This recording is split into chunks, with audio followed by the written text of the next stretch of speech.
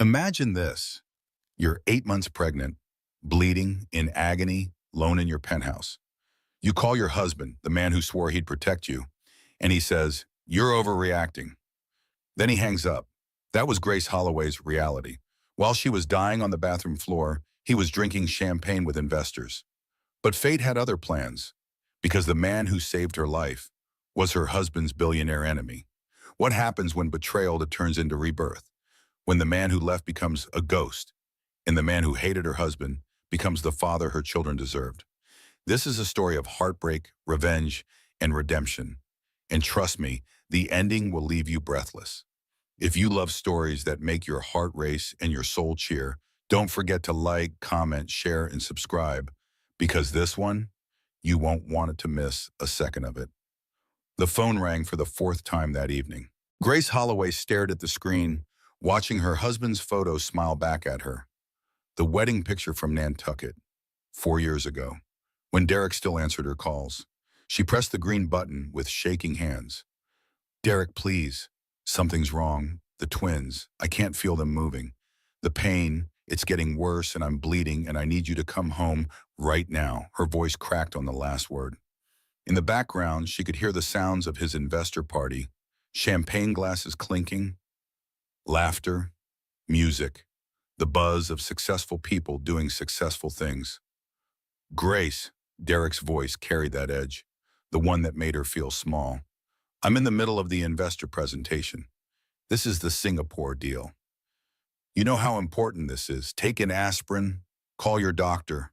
I'll be home by 9. "Derek, I'm scared. Something's really wrong this time.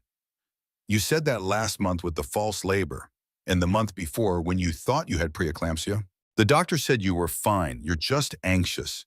It's the pregnancy hormones making you paranoid." Grace looked down at her white maternity dress, the dark red stains spreading across the fabric like spilled wine. Too much blood. Way too much. "This is different. Please, I'm begging you." A long sigh, the kind that said she was being difficult. Dramatic. Too much. "I'll try to leave early. Just breathe. You're overreacting." Again. The line went dead. Grace stood alone in their downtown Seattle penthouse, rain streaking down the floor-to-ceiling windows. 32 weeks pregnant with twins, bleeding, cramping, terrified, and completely alone. She checked her phone again. Lock screen, unlock, his photo smiling. Lock, unlock, lock. A habit she'd developed over the past few months, looking for signs of life from a man who lived in the same house but felt 1,000 miles away. The clock on the wall ticked, 7:43 in the evening. Derek had promised to be home by 6, then 7, then 8. Now 9. She'd stopped believing his promises somewhere around month 5 of her pregnancy. Another wave of pain hit, sharp, like knives twisting in her abdomen. Grace doubled over, gripping the marble kitchen counter. Her Harvard sweatshirt, Derek's old one that she'd stolen years ago, was soaked with sweat. The babies. She had to feel the babies move. Grace pressed her hands to her belly, waiting, praying, nothing. Just silence where there should have been kicks and rolls and the constant gymnastics of two tiny humans fighting for space. Her internal voice, the one she'd been ignoring for months, finally spoke up clearly. "Call 911. Stop waiting for him. He's not coming. He never comes. Call 911 right now." Grace grabbed her phone with trembling fingers. "911, what's your emergency?" "I'm pregnant, 32 weeks, twins. Something's wrong. The pain, I can't. There's so much blood." "Ma'am, what's your address?" Grace gave it. The penthouse address in the fancy building downtown. The one that always made people pause. Impressed by the wealth, the success, the perfect life she was supposed to be living. Right now, none of it mattered. Not the marble countertops or the designer furniture or the view of Elliott Bay. "Are you bleeding?" Grace looked down again, the puddle at her feet, dark red on white marble. "Yes, oh God, yes." "Paramedics are on the way. Stay on the line with me. Is anyone with you?" "No, I'm alone." "Can you call someone? A family member? Your husband?" Grace laughed. It came out broken, wrong, the sound of something cracking. "I've been calling my husband all day. He's too busy." The operator's voice softened. Just a little, no. Enough for Grace to know that the woman understood, that she'd heard this story before. Pregnant woman, absent husband, tale as old as time. Okay, honey, the ambulance is 3 minutes away. I need you to try to sit down. Can you do that for me? Grace tried. Her legs gave out halfway. She fell to her knees on the cold marble floor. The phone clattered away from her. She could hear the operator's voice, tiny and distant. Ma'am, are you there? I need you to answer me. Grace tried to respond. Her mouth wouldn't form words. The room was spinning, tilting, graying at the edges. Her hands found her belly, both palms pressed flat. Please, please be okay, please. One kick, weak, flutter soft, like a butterfly trapped behind glass. Then nothing, silence. The last thing Grace thought before the darkness pulled her under was that she'd made so many mistakes. She'd stayed too long, forgiven too much. Convinced herself that busy meant Derek still cared. But busy was just another word for choosing something else. Choosing someone else.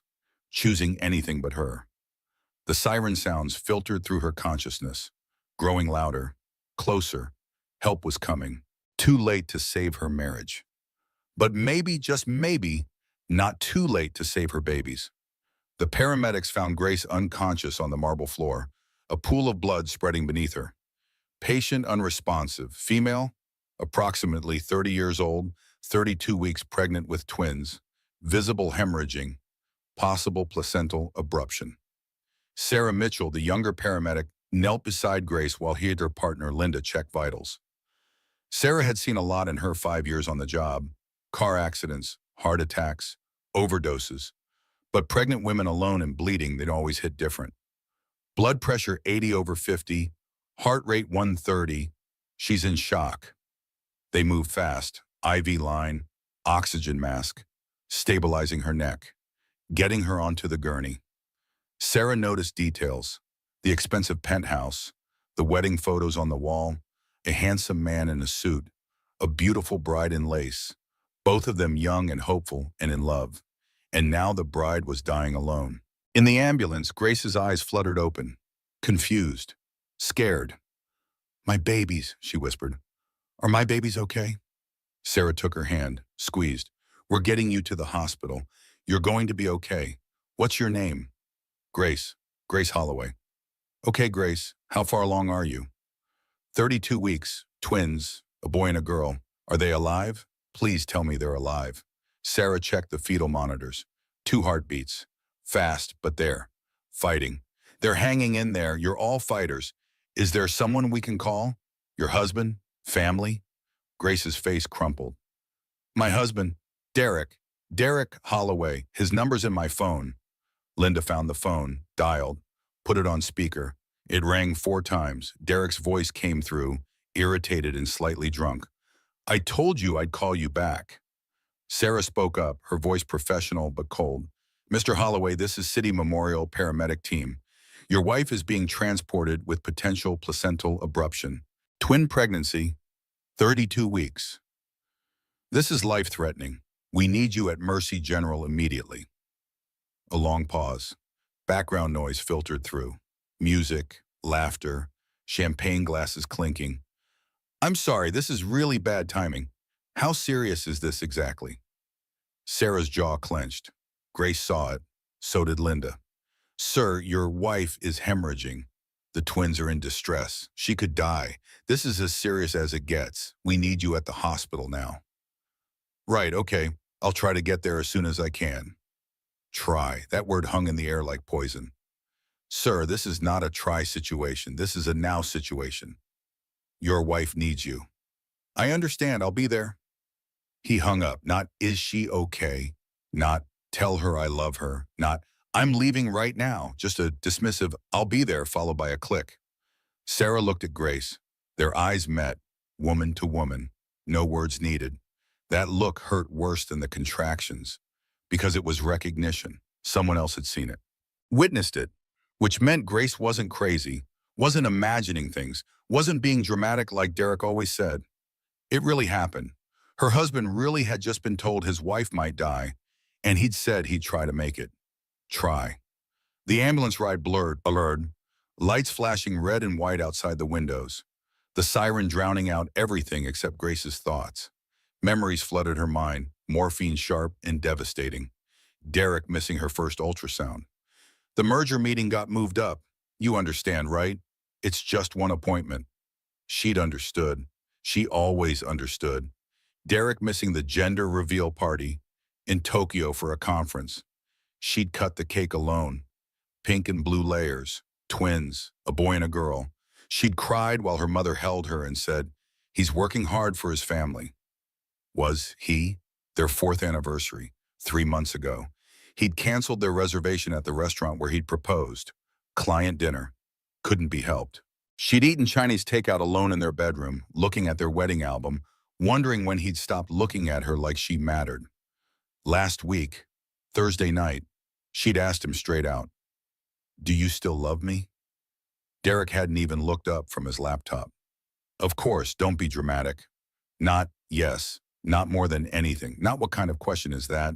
Just don't be dramatic. Like her feelings were an inconvenience, a problem to be managed, a glitch in his otherwise perfect system. "Grace, stay with us." Sarah's voice pulled her back. "We're almost there. 2 more minutes. Keep breathing." Grace focused on breathing, in, out, in, out. Her hands rested on her belly, flat palms against stretched skin. "I'm sorry," she whispered. "I'm so sorry I didn't leave sooner. I'm sorry I let him make me feel crazy. I'm sorry you have a father who doesn't show up." One of the babies kicked, weak but there, a fighter, just like their mother was about to become. The ambulance doors flew open. Mercy General, emergency bay, bright lights and rushing people and organized chaos. A woman in surgical scrubs ran forward, dark hair pulled back, commanding presence. Name badge, Dr. Caroline Cross, OBGYN. "I'm Dr. Cross. Grace, can you hear me?" Grace nodded. "We're taking you straight to emergency C-section. The twins are in distress. We need to get them out now.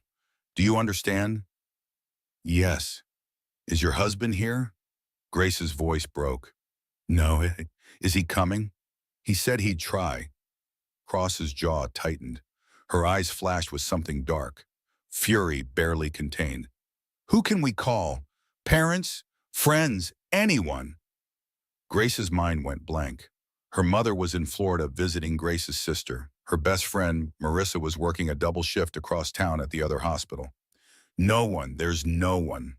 Dr. Cross's expression changed, softened for just a second, then hardened into determination. "Then you've got me. I won't leave you. I promise." They wheeled Grace toward the operating room. The ceiling tiles passed overhead. Grace counted them, something to focus on besides the fear. 37 tiles, then the surgical suite doors. As the anesthesia mask came down, Grace had one final coherent thought. She'd stayed in her marriage too long, forgiven too much, made herself smaller and smaller, thinking if she just needed less, Derek would give her something. But you can't shrink yourself into being loved. She knew that now. Too late. But she knew it. The world went dark. Nathan Cross sat in the surgical waiting room, hands clasped, jaw tight, wondering what the hell he was doing there. 20 minutes ago, he'd been at the Children's Hospital Gala. $1,000 a plate dinner, tuxedo and bow tie, schmoozing donors, giving speeches about the importance of showing up for kids in need. Then his phone had buzzed. Caroline, his sister. "Nathan, I need you at Mercy General, now." No explanation, just urgency in her voice. The kind that meant don't ask questions, just move. So he'd moved, left the gala mid-speech, jumped in his car, drove through Seattle traffic like the devil was chasing him, and now he sat alone in a sterile waiting room that smelled like antiseptic and bad coffee, waiting to find out why. The TV in the corner played news on mute, some political scandal, the world turning like nothing was wrong. Nathan wasn't thinking about the news. He was thinking about Derek Holloway. Everyone in the biotech and pharmaceutical world knew Derek Holloway, knew him and either admired him or hated him. Nathan fell firmly in the hate category. 2 years ago, Derek's company Holloway Pharmaceuticals had sued Nathan's company Crosstech Biomedical for patent infringement. They'd claimed Nathan's breakthrough cancer treatment was based on their research. It was a lie, a calculated, malicious lie designed to steal 5 years of Nathan's work, 6 months in court, $2 million in legal fees. Nathan had won. The judge had called Holloway Pharma's case frivolous and without merit. Derek had smiled on the courthouse steps, actually smiled, told reporters, "Sometimes you take a shot. This one didn't land, no hard feelings." But Nathan had plenty of hard feelings. 6 months ago, at an industry gala, Derek had cornered Nathan at the bar, 3 drinks deep and mean with bad. "Enjoying your victory cross? If you mean the lawsuit where you tried to steal my research, then yes." Derek had leaned in close, breath reeking of whiskey. "Careful, pride comes before a fall.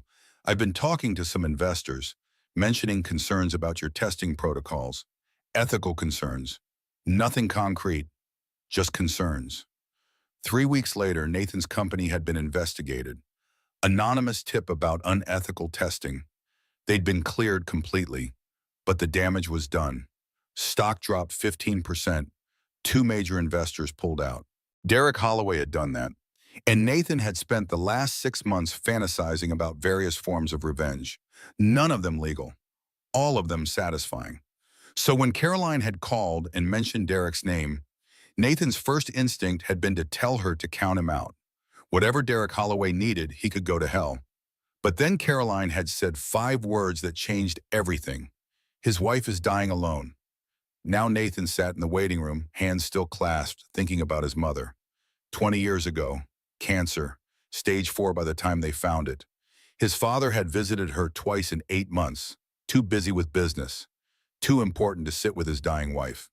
She died alone in a Boston hospital room at 2 in the morning. The nurse had found her, called the family at 6.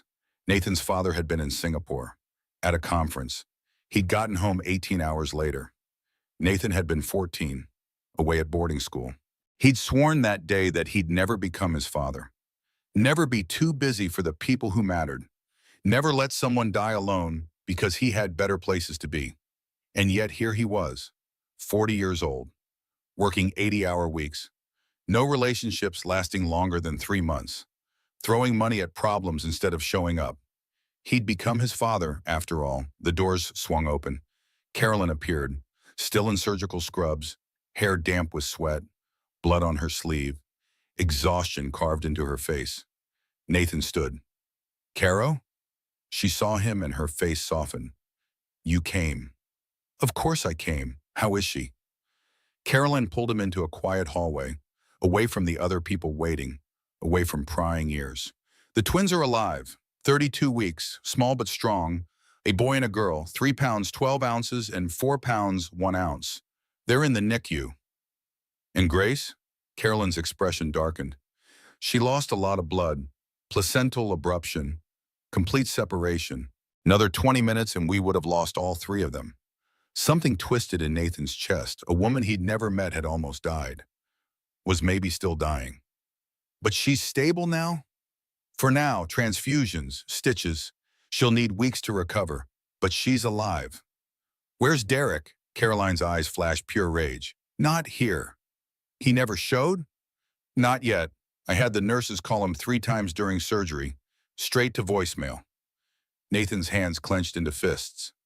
"It's been over an hour." "I know. His wife almost died." "I know. His children were born." "I know, Nathan." Caroline ran a hand through her hair, made it stand up in stressed-out spikes. "I've been a doctor for 12 years. I've seen deadbeat dads, absent fathers, men who run when things get hard. But this," she called him 4 times, begging, bleeding, terrified. And he chose a party. What kind of man does that? The kind that doesn't deserve her. Nathan pulled out his phone. He had Derek's personal cell, the number Derek had given him during the lawsuit.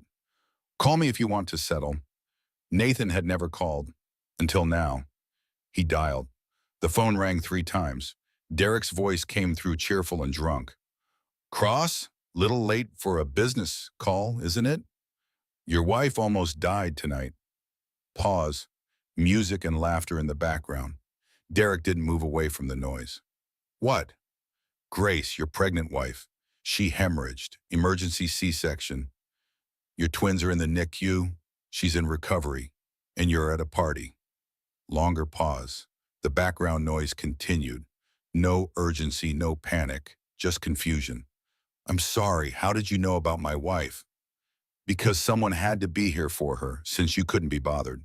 Now wait just a minute. She called you 4 times. Did you know that? 4 calls while she was bleeding on your bathroom floor. 4 voicemails begging you to come home. And you said you'd try to make it. Try. Like she was a dentist appointment you might squeeze in if traffic wasn't bad. I was in an important meeting. No, you're at a party. I can hear it. Champagne, music, laughter. Your wife was dying and you were drinking champagne with investors. Derek's voice hardened. You don't know what you're talking about, Cross. You're trying to interfere in my marriage.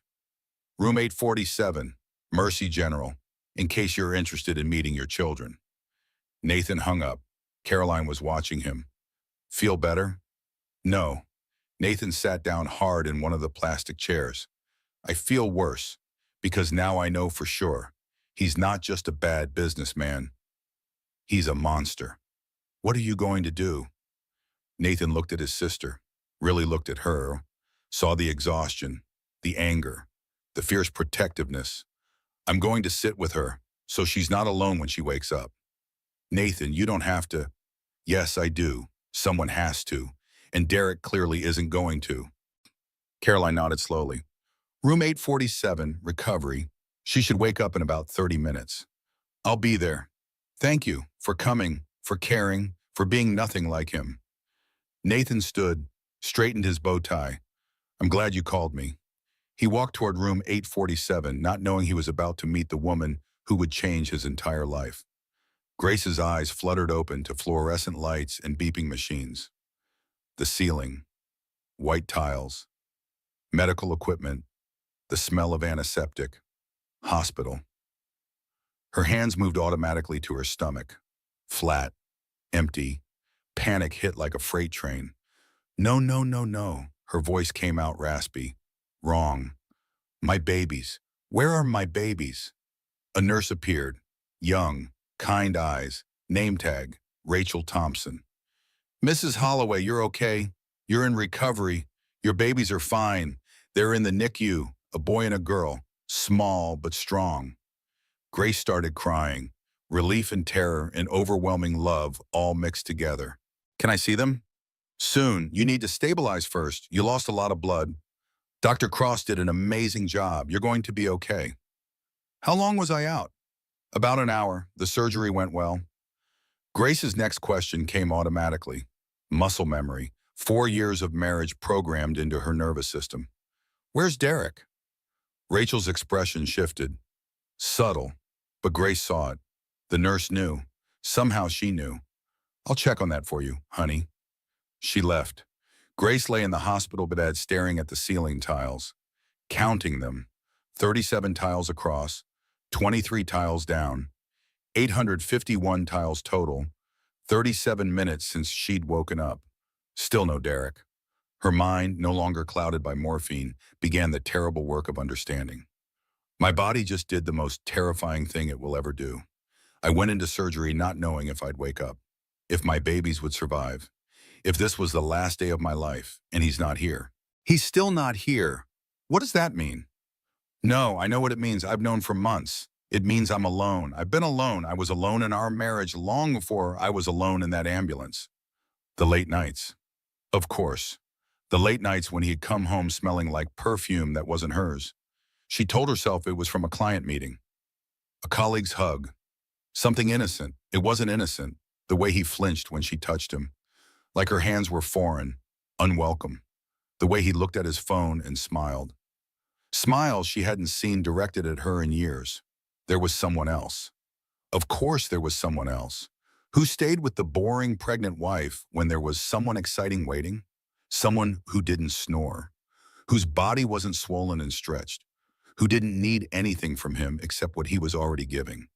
His attention, his time, his affection, the things he used to give Grace, the things she'd begged for, the things he'd given someone else instead. A soft knock on the door. Grace's heart jumped. Finally. Derek? But it wasn't Derek. A man stood in the doorway, tall, dark hair, around 40, wearing a tuxedo with the bow tie loosened. He looked uncomfortable, out of place, but his eyes were kind. Hi, I'm Nathan. Nathan Cross. Dr. Cross is my sister. Caroline, your surgeon. Grace stared at him, this complete stranger in her hospital room. I'm sorry, what? I know this is strange. Stranger showing up uninvited. But Caroline called me, said you were alone, and I thought maybe you shouldn't be, not tonight. Grace's eyes filled with tears. She tried to stop them. Couldn't. Why would you do that? You don't even know me. Nathan stepped inside, hesitant. Can I sit? Grace nodded. He sat in the chair beside her bed, set down 2 cups of terrible hospital coffee on the side table. My mother died in a hospital room 20 years ago, alone. My father was at a business conference in Singapore. Caroline and I were away at school. The nurse found her in the morning. She'd been gone for hours. She died alone because we were all somewhere else, doing important things, living our lives. Grace's breath caught. I can't change that. Can't go back and be there when she needed me. But when Caroline called tonight and said you were here alone after almost dying, I couldn't not come. Does that make sense? You didn't have to do this. I know, but I wanted to. Nathan picked up 1 coffee cup, offered it. It's terrible coffee, hospital vending machine, but it's warm. Grace took it. Her hands shook. They sat in silence for a moment. Not uncomfortable, just quiet. Then Grace asked the question she already knew the answer to. Where's my husband? Nathan's jaw tightened. I called him about 30 minutes ago, told him you were here, that the babies were born. He said he'd try to make it. Try. Try. Grace laughed. That terrible broken sound. Of course, he'll try. He's very good at trying. He just never quite makes it. Does he? I'm sorry. Don't be. It's not your fault. It's mine. For staying, for believing him every time he said things would change, for making excuses, for convincing myself that busy meant he still cared. It's not your fault. Isn't it? I saw the signs, the late nights, the distance, the way he pulled away. I knew something was wrong, but I told myself I was being paranoid, dramatic, just like he always said. You're not crazy. How do you know? Because I heard him on the phone. When the paramedics called, when I called, both times he chose something else. That's not you being dramatic. That's him being absent. Grace started crying, not delicate tears, ugly gasping sobs, the kind that came from somewhere deep, the kind she'd been holding in for months, maybe years. Nathan didn't offer empty platitudes. Didn't say, I'm sure he's on his way, or he loves you, he's just bad at showing it. He just scooted his chair closer, sat there, present. I know this hurts. I'm sorry. 3 simple words. I'm sorry. The first honest acknowledgement she'd heard all night. The first validation that what happened to her was wrong, that she had a right to be hurt. Grace cried harder. Nathan sat with her, patient, silent, just there. 10 minutes passed, 15, 20. Then the door banged open. Derek Holloway finally arrived. Derek burst through the door like a hurricane, still in his designer suit. Tom Ford, charcoal gray, hair perfect, every strand in place. Tie loosened just enough to look like he'd been concerned, rushed, worried. But Grace knew better. He smelled like champagne and expensive cologne. His cheeks were flushed, from alcohol, not from running through hospital corridors, desperate to reach his dying wife. His eyes scanned the room, landed on Grace, then on Nathan. His expression changed, recognition, then fury. What the hell are you doing in my wife's room? Nathan stood slowly, deliberately, all 6 feet 2 inches of him unfolding from the chair. He didn't raise his voice, didn't need to. I was here. 3 words, simple, devastating. Derek's face flushed red. Get out, now. Derek, Grace's voice was small, trying. Derek didn't look at her, eyes locked on Nathan. Not you, him. I don't know what kind of game you're playing, Cross, but my wife just had surgery, and I won't have you manipulating her while she's vulnerable. I know she had surgery. Nathan's voice stayed calm, too calm. I was here. He said it again, slower, each word a knife. You son of a... Derek lunged forward. Nathan didn't move, didn't flinch. Grace's voice cut through. Stop! Both men froze. Derek, he's right. He was here, you weren't. Derek finally looked at his wife, really looked at her for the first time since walking in. She was pale, hive in her arm, hospital gown, hair matted with sweat, exhausted, beautiful, vulnerable. His. Except she wasn't looking at him the way she used to. No hope in her eyes, no relief that he'd finally arrived, no forgiveness ready and waiting, just nothing. Grace, you're emotional. You just had major surgery. The anesthesia, the medications, you're not thinking clear. I'm thinking very clearly. No, you're not. You don't understand what you're saying. This man is my business rival. He hates me. He's probably been filling your head with lies. I called you 4 times. Her voice was steady now, stronger. Derek blinked, shifted gears. I was in an investor meeting. You know how important the Singapore deal is. This could make or break the company. I was securing our future. I was bleeding. I thought I was losing our babies. You're always thinking something's wrong. Derek's voice took on that tone. The patient but annoyed one. The one that made Grace feel crazy. Last month it was Braxton Hicks. The month before you thought you had preeclampsia. The doctor said you were fine. You're paranoid, Grace. It's the pregnancy hormones making you... I almost died tonight. Don't be dramatic. I almost died. Silence. The machines beeped. Steady. Keeping time. Keeping her alive. And you weren't here. You chose investors over me. Over our children. That's not fair. You're twisting this. I was working, providing for our family. When was the last time you chose me, Derek? Derek opened his mouth, closed it, opened it again. That's not a fair question. When was the last time you touched me without me initiating? When was the last time you asked about my day, about how I'm feeling, about the babies? When was the last time you looked at me the way you look at your phone when it buzzes? Grace, I work 14-hour days to give us this life. The penthouse, your car, the private schools our kids will go to. Everything you have is because I work hard. I don't care about the penthouse. Derek stopped, blinked. What? I don't care about the penthouse or the car or the private schools. I care about you, about us.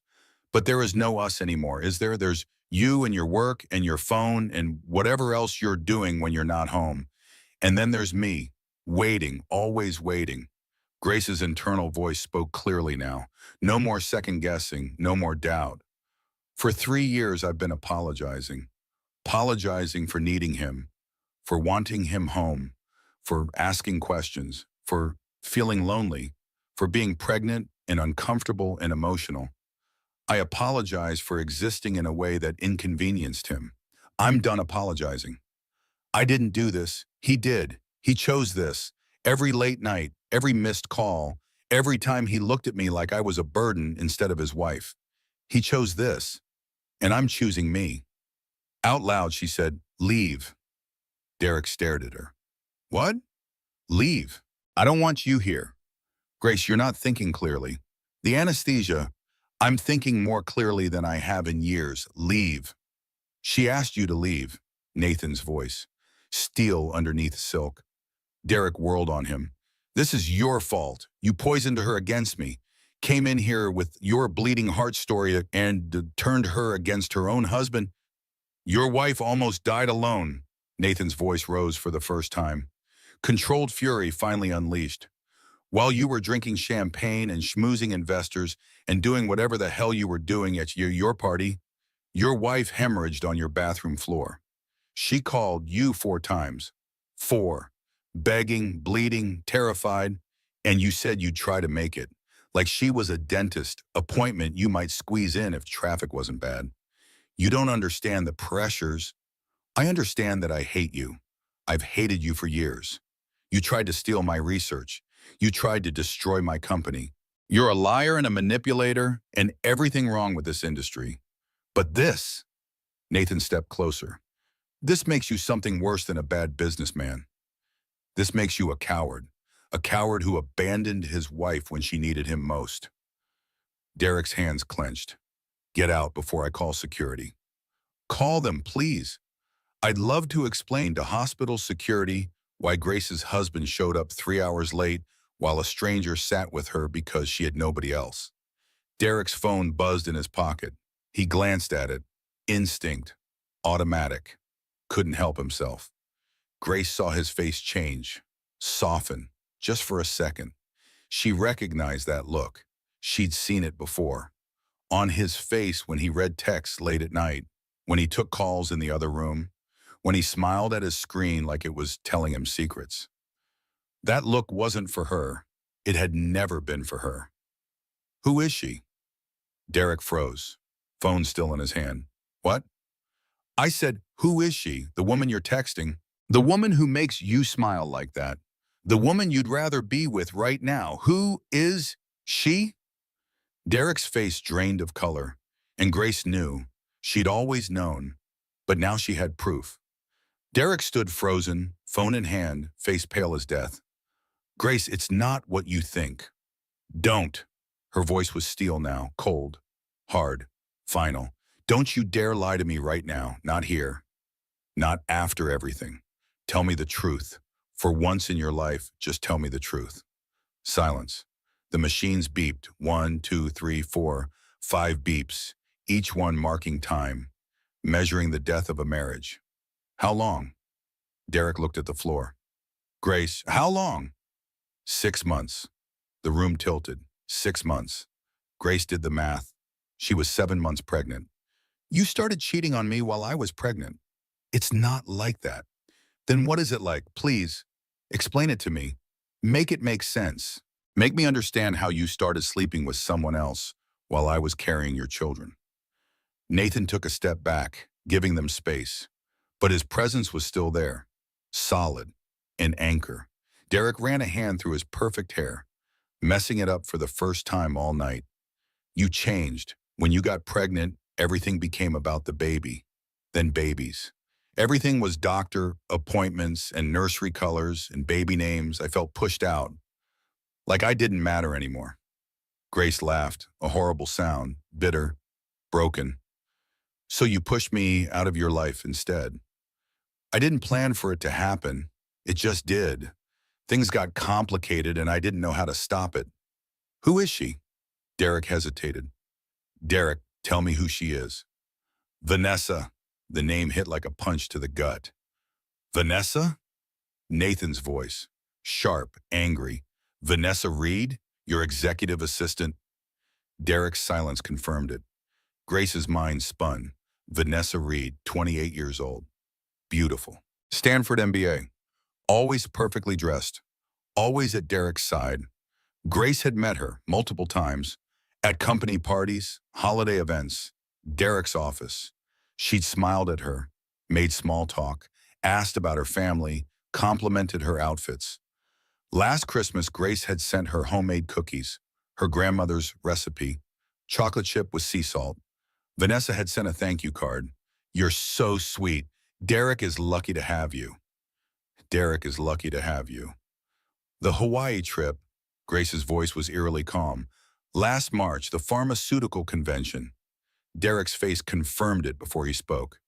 She was there, wasn't she? Grace? I packed your bag for that trip. Put in the sunscreen you like, the blue swim trunks. I tucked a note in your suitcase. Told you I loved you, that I missed you already. Did you read it, or did she find it first? Derek said nothing. Answer me. I read it. And then what? You went to her room? Grace, please don't do this. Answer me. Yes, okay? Yes, I went to her room. Grace closed her eyes, breathed, opened them.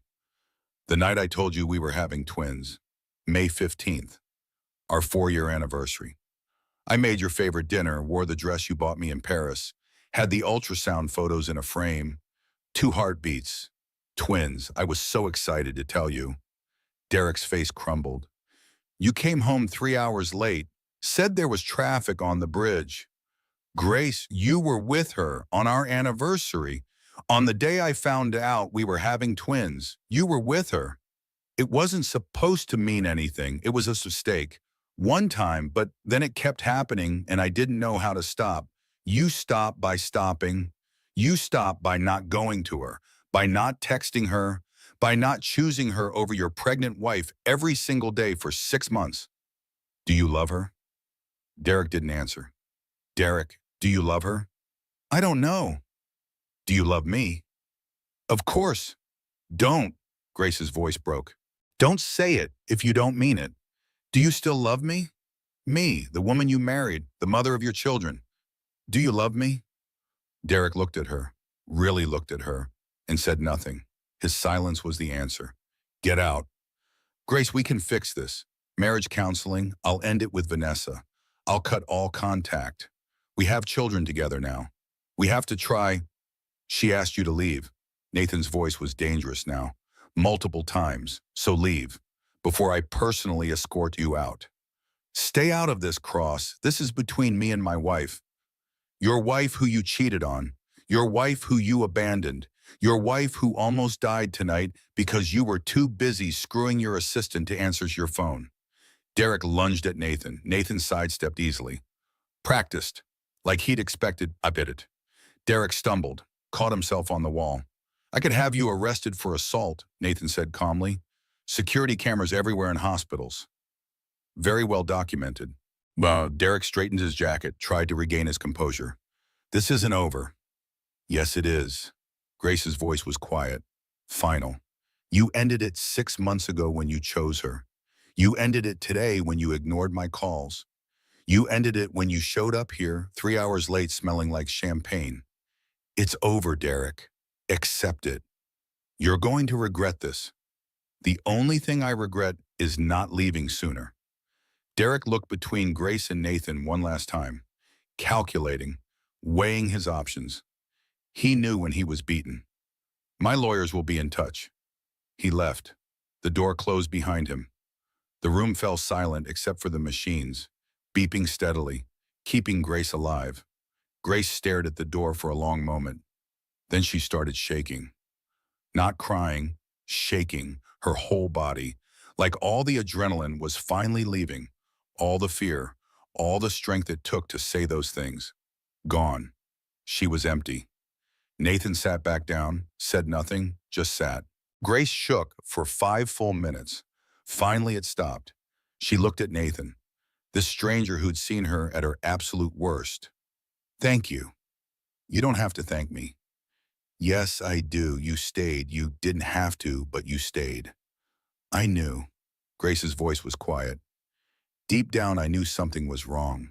The late nights, the way he pulled away, the perfume on his shirts. But I told myself I was imagining things, being paranoid, that the pregnancy hormones were making me crazy. You're not crazy. I should have confronted him sooner, months ago instead of... No, Nathan's voice was firm. Don't do that. Don't do what? Don't make his choices your fault. He cheated, he lied, he gaslit you, made you doubt yourself. That's on him, not you. But I saw the signs, and he lied about them, made you feel guilty for even asking. Right? Grace nodded, tears sliding down her face. That's what narcissistic abuse looks like. They make you doubt your own reality, make you think you're the problem, too needy, too emotional, too suspicious. But you weren't any of those things. You were right. Your instincts were right. He was just a good liar. Grace looked out the window. Dawn was breaking, pink and orange spreading across the city skyline. She'd been awake for 24 hours, given birth to twins, nearly died, discovered her husband's affair, ended her marriage, and the sun rose anyway. There was something beautiful about that, something hopeful. The world didn't stop for heartbreak. It kept going, which meant she could keep going too. Mrs. Holloway? Nurse Rachel appeared in the doorway. Are you feeling strong enough to meet your babies? Everything else fell away. The heartbreak, the anger, the exhaustion. None of it mattered. Yes, please, yes. They wheeled Grace to the NICU in a wheelchair. Nathan walked beside her. She'd asked him to come, needed someone there. And Derek clearly wasn't going to show. The NICU was quiet. Dim lights. Warm. The sound of tiny heartbeat monitors beeping softly. Nurses moved on quiet feet. Parents sat beside incubators, hoping and praying. Rachel stopped at 2 incubators side by side. Baby girl Holloway, 3 pounds, 12 ounces. Baby boy Holloway, 4 pounds, 1 ounce. 2 tiny humans, impossibly small, impossibly perfect. Wires and tubes. Too many wires and too many tubes, but breathing, moving. Emma had dark hair, lots of it, Derek's hair. Lucas was bald, pink. His nose was Grace's nose. They were perfect. Grace started crying. Different tears now, joy mixed with grief, mixed with overwhelming love, mixed with terror. They're so small. They're fighters, Rachel said gently. Strong vitals, good oxygen levels. Dr. Cross says they're doing remarkably well for 32 weeks. Can I touch them? Absolutely. Rachel opened the incubator porthole. Grace reached in with one finger, touched Emma's hand. Emma's tiny fingers curled around Grace's finger. Grip tight, strong. That grip, that tiny, perfect grip. Grace's whole world shifted. She touched Lucas next, his perfect, tiny hand. Her internal voice spoke clearly. I will not let you grow up watching your mother accept crumbs. I will not teach you that love looks like loneliness. I will show you what strength looks like, what self-respect looks like, even if it means burning my whole life down and starting over, even if it means being a single mother, even if it's hard, even if I'm terrified. I will do this for you and for me. Out loud, she whispered, Hi, babies. I'm your mom, and I love you. I love you so much, and I promise I'll give you the life you deserve, no matter what. One of the babies kicked. Emma, strong little fighter. Nathan stood back watching, his eyes suspiciously bright. Grace looked up at him. Thank you for being here. Nowhere else I'd rather be. 4 days passed. Grace recovered in the hospital. The twins stayed in NICU. Derek visited once. Stayed 10 minutes. Took photos for social media. Left. Nathan visited every day. Brought food, coffee. Books Grace didn't have energy to read. Just showed up. On the 4th day, Dr. Caroline Cross came in with discharge papers. You're healing well. Blood count is back up. No infection. You can go home today. When can the twins come home? Probably 2 weeks. They're gaining weight, getting stronger every day. Can I stay here with them? Carolyn hesitated. There's a family room, but it's shared, not private. Grace, you need real rest. In a real bed. Grace went quiet. Home, the penthouse, where Derek was, where everything reminded her of the lie she'd been living. She hadn't talked to Derek since that first night. He'd called, texted, sent flowers. She'd ignored everything. Where are you going to go? Carolyn asked gently. A knock on the door. Nathan entered, carrying lunch from the good sandwich place downtown. He stopped, saw Grace's face. What's wrong? She's being discharged, Carolyn explained, but she doesn't want to go back to the penthouse. Don't, Nathan said immediately. What? Don't go back there, not yet. I don't have anywhere else. Yes, you do. Nathan set down the lunch. I have a guest house on my property in Marin County, 3 bedrooms, fully furnished. It's been empty for 6 months. You can stay there. Nathan, I can't. Why not? Because you barely know me. You don't owe me anything. And people will talk. Let them talk. You need somewhere safe to recover, somewhere Derek can't show up whenever he wants. The guest house is completely separate from my main house, 200 yards away. Total privacy. This is too much. I have an empty guest house. You need somewhere to live. It's just logistics. Caroline jumped in. Grace, take the offer. You need calm, stress-free. Marin is perfect for recovery. I don't want to be a burden. You're not a burden, Nathan said firmly.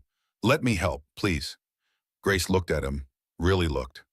Why are you doing this? Nathan sat down, took a breath. I told you about my mother, how she died alone.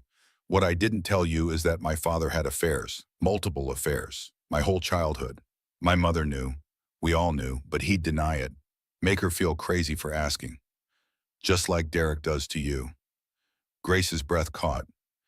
She spent her whole marriage making excuses for him and telling herself she was being paranoid, that successful men work hard and she should be grateful. She died still making excuses. I'm sorry. Don't be. It taught me what not to become, and it taught me to recognize narcissistic abuse when I see it. What Derek is doing to you, what he's been doing, it's textbook. The gaslighting, the blame shifting, the making you doubt your own reality. You're not crazy, Grace. You're being abused. The word hung in the air. Abused. Grace had never thought of it that way. Derek never hit her, never screamed. He was just busy, distracted, unavailable. But emotional abuse was still abuse, and she'd been living in it for years. Okay, she whispered. Yes, thank you. I'll stay in the guest house, just until I figure out what's next. Stay as long as you need. As Nathan helped Grace gather her things, Nurse Rachel appeared again. Mrs. Holloway, someone's here to see you. Who? Your husband and his lawyer. Grace's stomach dropped. They went down to the lobby. Derek stood there in a fresh suit, navy blue. Next to him was a man in his 60s. Silver hair, expensive briefcase, shark eyes, his lawyer. Grace, Derek said, we need to talk about custody. Derek's lawyer stepped forward, name tag on his briefcase. Richard Brennan, Esquire. Mrs. Holloway, I'm Richard Brennan, Mr. Holloway's legal counsel. We need to discuss custody arrangements. Grace gripped the wheelchair armrest. The babies are in NICU. We understand. We're discussing once they're released. Mr. Holloway is prepared to petition for joint custody. 50-50 split. 50-50? Grace's voice was faint. Standard in Washington state for parents of equal standing. Nathan stepped forward. Equal standing? He wasn't even here when they were born. Brennan didn't blink. Mr. Cross, I don't believe your family. This is a private matter. I'm her friend, and I'm staying. We can discuss this with Mrs. Holloway's attorney present. Does she have counsel? Grace shook her head. Then I suggest you retain someone quickly. Mr. Holloway is also concerned about your living situation. Moving in with a man you have known less than a week raises questions about judgment and stability. Something inside Grace snapped. 4 days ago, she would have shrunk, apologized, explained, not anymore. You want to talk about judgment? Her voice was steel. Let's talk about how Derek ignored 4 emergency calls while I hemorrhaged. How he showed up 3 hours after our children were born. How he spent 6 months cheating on me with his assistant while I carried his twins. Brennan's expression didn't change. Mrs. Holloway, marital indiscretions are separate from parental fitness. Are they? Because I'd argue that a man who can't prioritize his wife's medical emergency might struggle to prioritize his children's needs.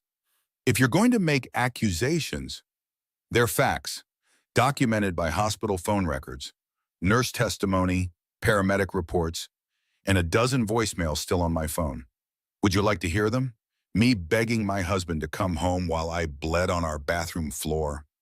Derek spoke for the first time. Grace, you're being unreasonable. No, I'm being a mother, and I'm done letting you make me feel crazy for expecting basic human decency. Nathan pulled out his phone. Mr. Brennan, I suggest your client backs off. Are you threatening us? I'm making a promise. If Derek pushes this custody battle, I will personally fund Grace's legal team. The best divorce attorneys in Seattle. The kind that cost $2,000 an hour. Mr. Cross, your wealth doesn't intimidate. It should. Because if we go to court, every reporter in this city will know that pharmaceutical CEO Derek Holloway abandoned his pregnant wife during a medical emergency, that he ignored emergency calls to drink champagne with investors, that he cheated on his wife while she carried his children, that his mistress is his 28-year-old employee. Derek's face paled. How do you think your board will react to that headline? Your investors? The Singapore deal is still pending, right? Think they want to partner with a man whose personal life is a public disaster? Brennan adjusted his briefcase.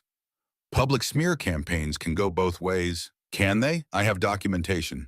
Hospital records, phone logs, witness testimony from paramedics, nurses, and doctors. What do you have? Speculation about where Grace is living? Nathan continued. Here's what's going to happen. Grace will hire an attorney, a good one. You'll negotiate a fair custody arrangement. Grace gets primary custody. Derek gets supervised visitation until the twins are old enough for extended time away from their mother. Supervised visitation is for unfit parents. Exactly. Derek lunged forward. I am not an unfit parent. You weren't there when they were born. You visited them twice in 4 days. You're here with a lawyer instead of upstairs meeting more children. What exactly makes you fit? Derek looked between Grace and Nathan, his face red, hands clenched. He was a businessman. He calculated odds, weighed options. He knew when he was beaten. This isn't over. Yes, it is, Grace said quietly. You ended it 6 months ago when you chose her. You ended it today when you showed up with a lawyer instead of flowers. It's over, Derek. Accept it. You're going to regret this. The only thing I regret is not leaving sooner. Derek and Brennan left. Grace sat in the wheelchair shaking, but differently this time. Not fear, adrenaline, power. Did I really just do that?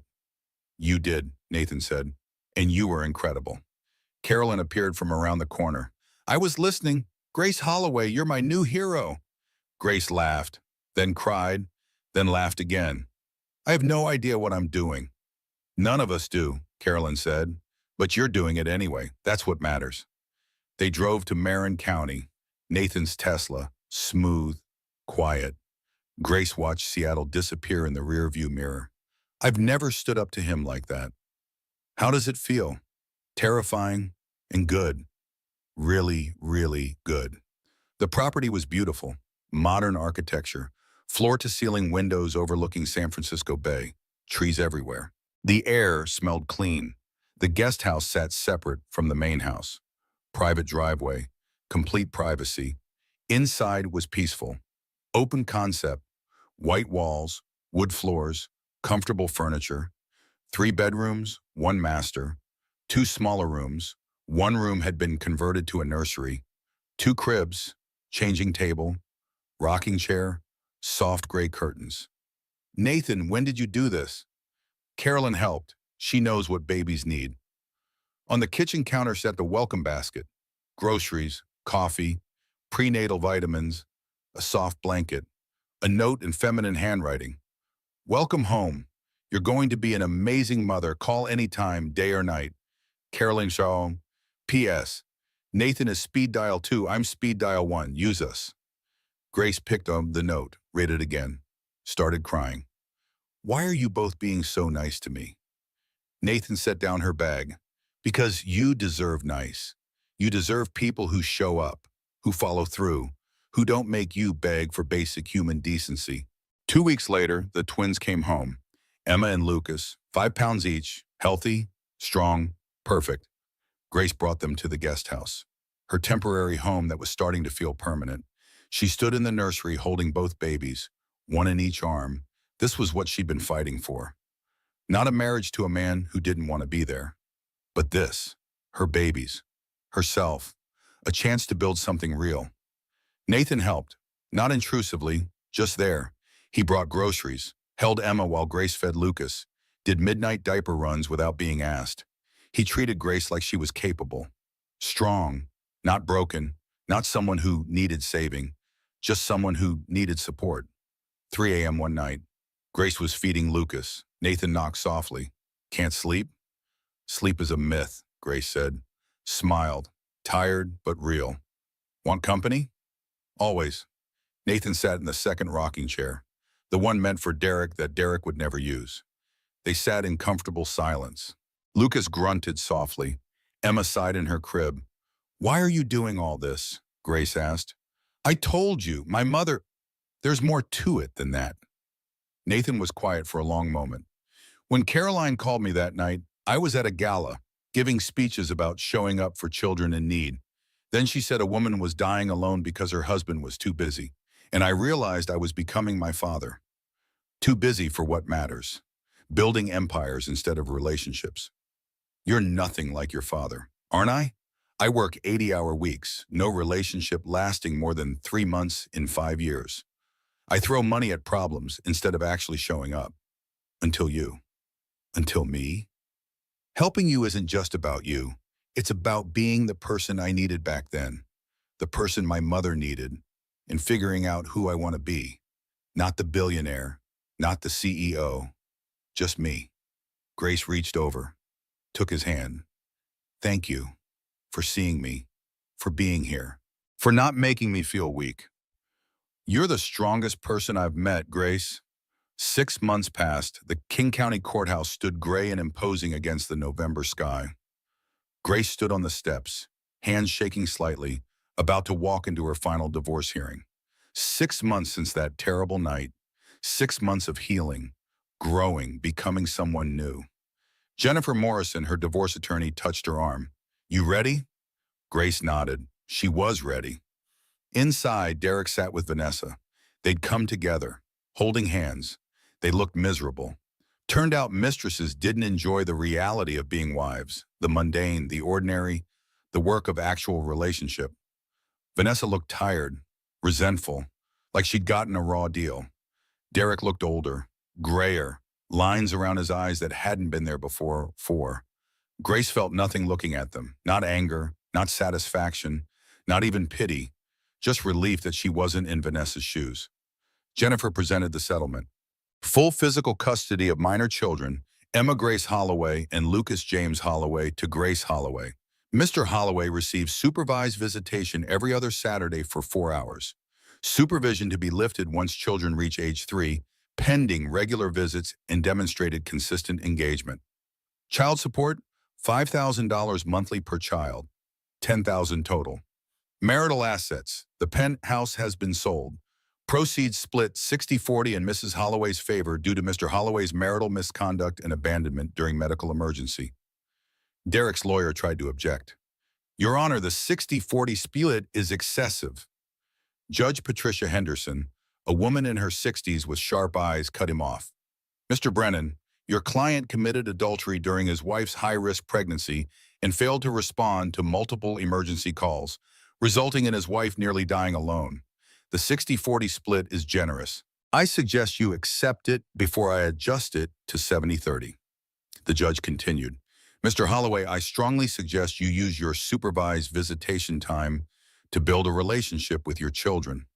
They deserve a father who shows up. Be that father. The gavel came down. Divorce granted. Custody awarded to Mrs. Holloway as outlined. Court adjourned. It was over. Grace walked out of the courthouse into cold November air. Nathan was waiting by his car. He'd come to the hearing, sat in the back. Moral support. How do you feel? Light. I feel light. Like I've been carrying something heavy for years and finally put it down. Good. That's good. They stood there on the courthouse steps, Grace in her navy dress, Nathan in his suit. What's next? Nathan asked. Grace smiled. I'm going back to school, child psychology, online program. I want to help other women. Women like me. Help them recognize narcissistic abuse before they almost die on a bathroom floor.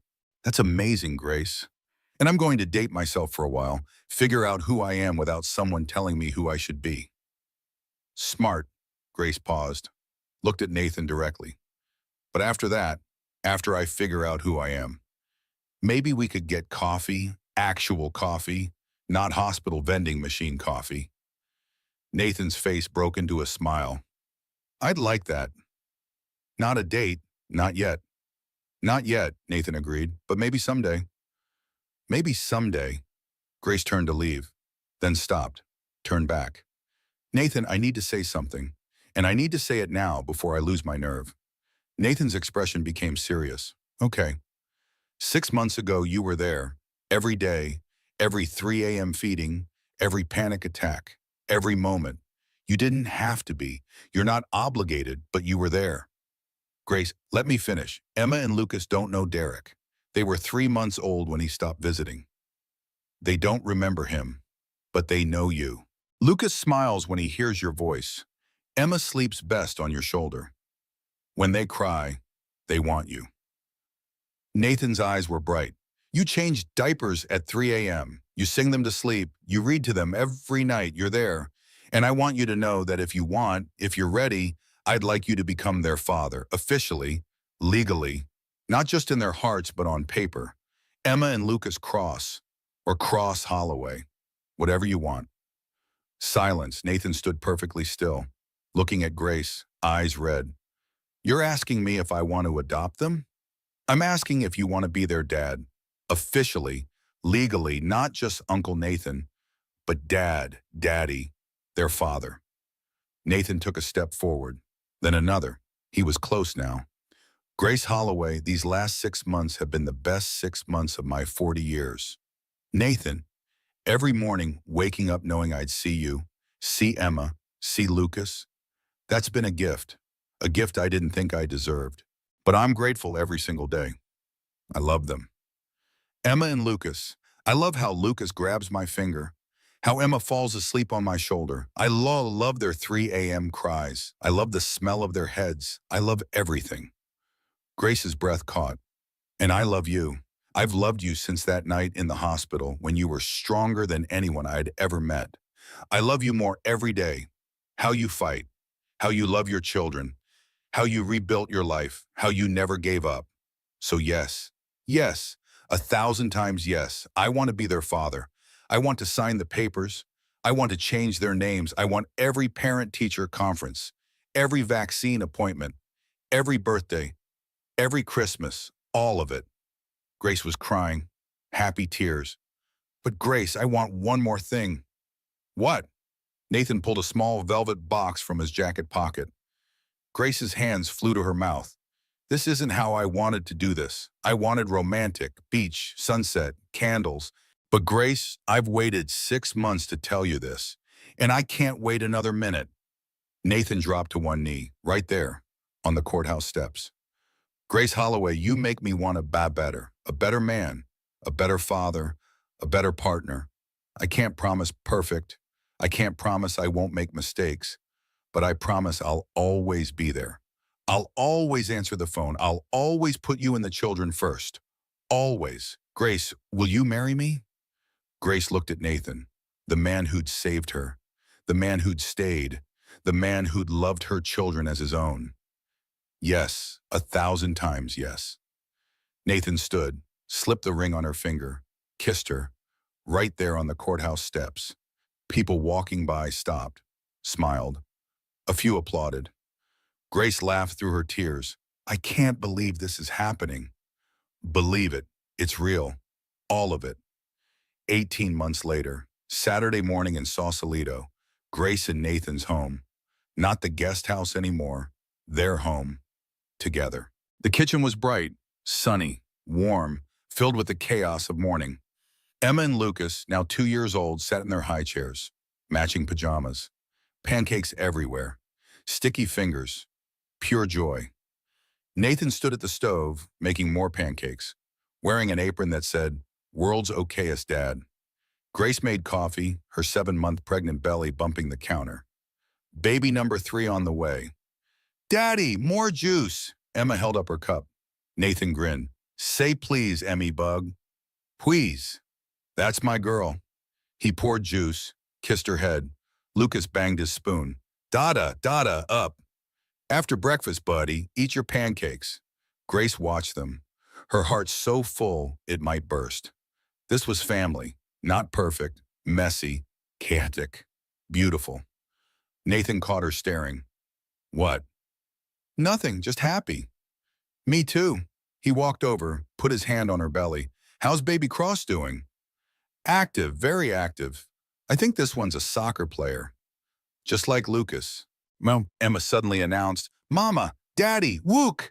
She held up a drawing, crayon, stick figures.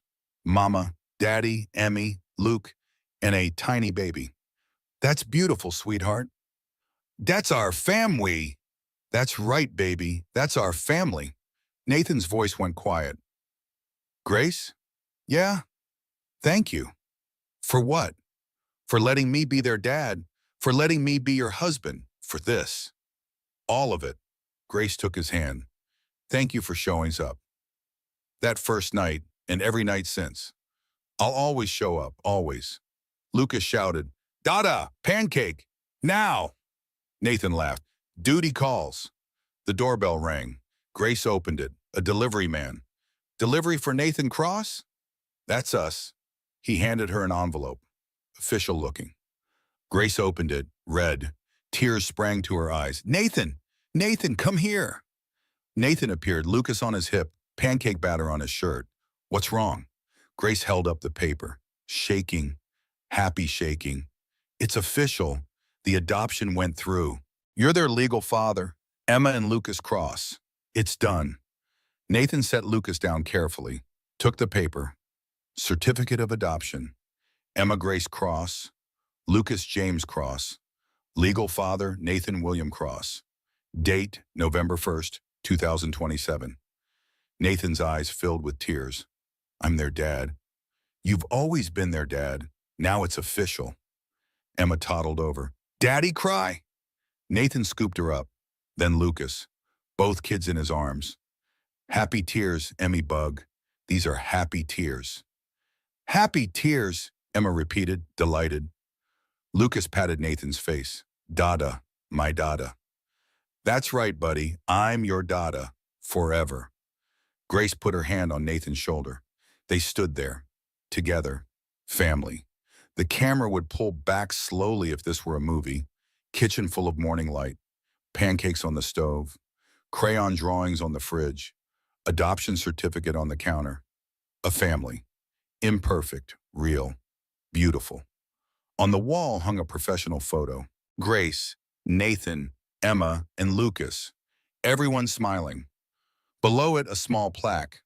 Family isn't always blood. It's the people who show up, who stay, who love you at your worst and celebrate you at your best.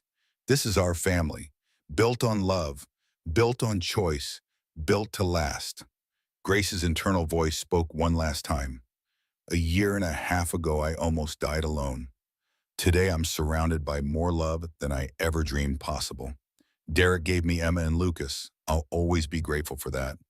But Nathan gave them a father, and he gave me a partner, a real partner. Not someone who shows up when convenient, but someone who shows up, period. This is my happily ever after, not because it's perfect, but because it's real. And it's mine, ours. Emma tugged on Grace's shirt. Mama, I hungry, Grace laughed. More pancakes coming right up. Nathan served pancakes. Emma showed her drawing to everyone again. Lucas demanded more juice, normal chaos. Beautiful chaos. This was what Grace had fought for. Not financial independence from a millionaire ex-husband, though that helped. Not the divorce settlement that gave her freedom, though that mattered. Not even escaping narcissistic abuse, though that saved her life. No, she'd fought for this, for mornings full of laughter, for children who knew they were loved, for a partner who showed up, for a family built on choice and commitment and real love. Not the love that looks good on paper, the love that looks good in the messy, beautiful, imperfect reality of everyday life. Grace had almost died alone on a bathroom floor, but she hadn't died. She'd survived. And in surviving, she'd found something she'd lost somewhere along the way. Herself. Derek had taken 4 years of her life, but she wasn't giving him one more second. This was her beginning. Hers and her children's. Hers and Nathan's. And it was perfect, not because everything was easy, not because there were no challenges, not because it looked like a fairy tale, but because it was real. It was chosen. It was earned. Every day, Grace woke up and chose this life, chose these people, chose herself. And every day, Nathan made the same choice. To show up, to stay, to love. Not with words, but with actions. The dirty diapers at 3 a.m., the midnight pharmacy runs, the holding Emma during vaccines, the reading Lucas stories before bed, the making pancakes on Saturday mornings, the showing up, always showing up. That was love. Not the grand gestures, not the expensive gifts, not the promises made and broken, but the daily choice to be there, to stay, to love. Grace had learned the hard way that you can't shrink yourself into being loved. You can't apologize your way into mattering. You can't make someone choose you, but you can choose yourself. And when you do, the right people show up. The people who were always meant to find you. The people who see you and stay. Grace had found her people, and she was never letting them go. The morning sun streamed through the kitchen windows. Lucas laughed at something Nathan said. Emma showed her drawing to Grace for the 10th time. Grace's hand rested on her pregnant belly. Baby number 3, a girl. They were naming her Caroline, after the doctor who'd saved Grace's life and brought Nathan into it. Everything had come full circle, from death to life, from loneliness to family, from crumbs to abundance, from narcissistic abuse to healthy love, from losing herself to finding herself.